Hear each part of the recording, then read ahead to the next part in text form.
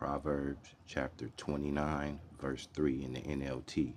The man who loves wisdom brings joy to his father, but if he hangs around prostitutes, his wealth is wasted. Oakland City leaders rolling out a new strategy to crack down on sex work. Good evening, everyone. I'm Mike Meeback. The strategy targets a stretch long known for the problem, but not everyone is convinced it's going to actually make a difference. New at 11, KTVU's Betty Ute live tonight here in studio with more. Betty? Mike, the council member behind this says it's part of a multi-pronged approach, but people who live and work in the area tell me they've seen efforts like this before and believe this activity will just move somewhere else. It's hard to miss sex workers along International Boulevard near 14th Avenue, commonly referred to as the Blade. Sex trafficking here has been a persistent issue for years.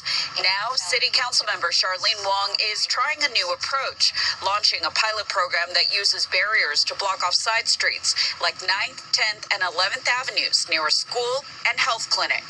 The goal, disrupt activity and limit access for Johns.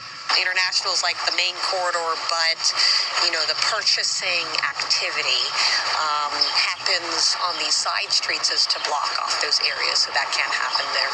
Wong says pushing activity onto International Boulevard could make enforcement easier for police. The plan follows a similar effort a few years ago when barriers were installed along 16th Avenue. But not everyone is on board. At a community meeting this week, some raised concerns about traffic and parking impacts.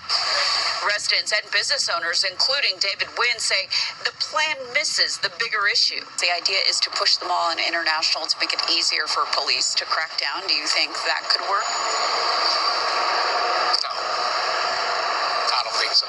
It's been here for so long at the corner, so that's no different. Like, if y'all gonna do that, y'all gotta do that for real, because I feel like somebody gonna find that little crack, and then everybody gonna find that crack, then y'all gonna have to find something else to do. Do you think it'll slow the work? Hey, this Oakland, you never know what slows up around here. Wong says the temporary barriers would complement an ordinance she passed earlier this year, targeting Johns and traffickers with fines that support survivors. She also pointed to a new state law that took effect in January, making it a felony to buy sex from a minor. She says OPD has also been conducting weekly operations with some success. As for this program, It's an experiment. Honestly, I think it's a 50-50 chance that it'll be successful. We'll have to see how it plays out in the city of Oakland. and I spoke with some sex workers off camera today who told me that these barriers won't stop them. They'll just move to another area. Mike. Hey, Betty, let me ask you about a timeline here. When is this all going to get underway?